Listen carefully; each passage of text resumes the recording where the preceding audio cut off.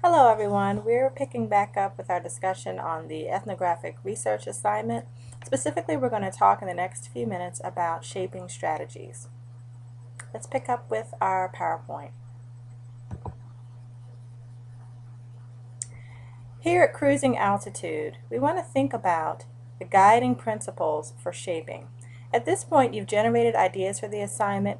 Now it's time to reconsider your purpose and think about your audience and what it is that they'll need to know about your particular culture. Make sure that your topic is not too broad. You want to be able to present the information about your culture in a narrow and focused way such that your finished product ends up to be about 4 to 5 pages. You want to focus on the most interesting aspects of your culture and seek to provide that information to your reader. And write out a statement of your topic, key questions about the culture that you're seeking to investigate, and your purpose and audience. This will help to focus you moving forward.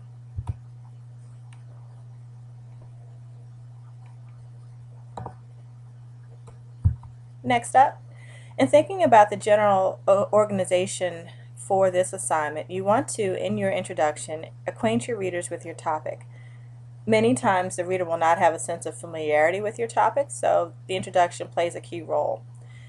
Next, and I have an asterisk by methods, if you are writing about a culture that represents you and you're drawing from past experience, be sure early on in the paper, perhaps just following the introduction, you describe how you were a member or participant of this subculture and in terms of your research, how you went about conducting it.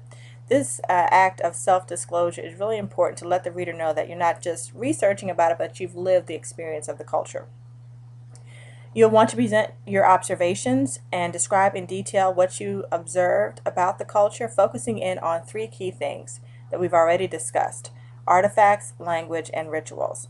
And finally, the balance of your essay should be devoted to the conclusions that you've drawn about the culture and your interpretations.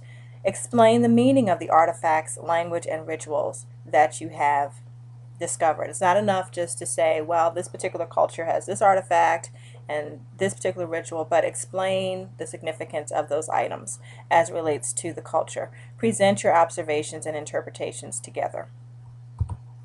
Shaping strategies, there are 3 I'd like to talk briefly about, and we'll discuss them at greater length in class. The first is the inverted pyramid, the second is the narrative or chronological approach, and the third is the topical structure. I'm going to start with topical structure because this particular means of presenting your information organizes your essay around the major topics and aspects of the culture that you've discovered, and then you can also opt to, in this way, present your paper and organize it by the conclusions drawn about the culture. So again, you're presenting the information about your culture by topic or by the conclusion that you're drawing about that culture. The next one, the inverted pyramid, starts off very broadly, and of course all of the essays will need to begin with a succinct title that draws the reader in.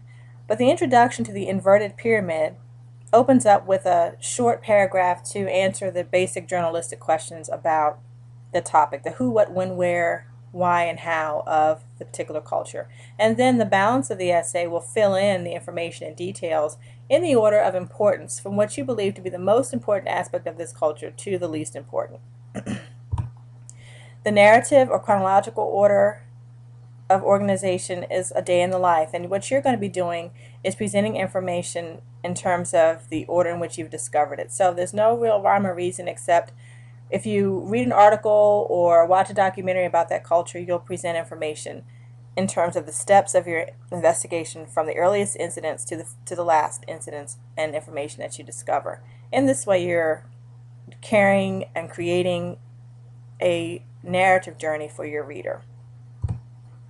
Be sure that whichever shaping strategy you use, that you have an effective title, introduction, and conclusion. And these are some guidelines here for you to consider when crafting these elements.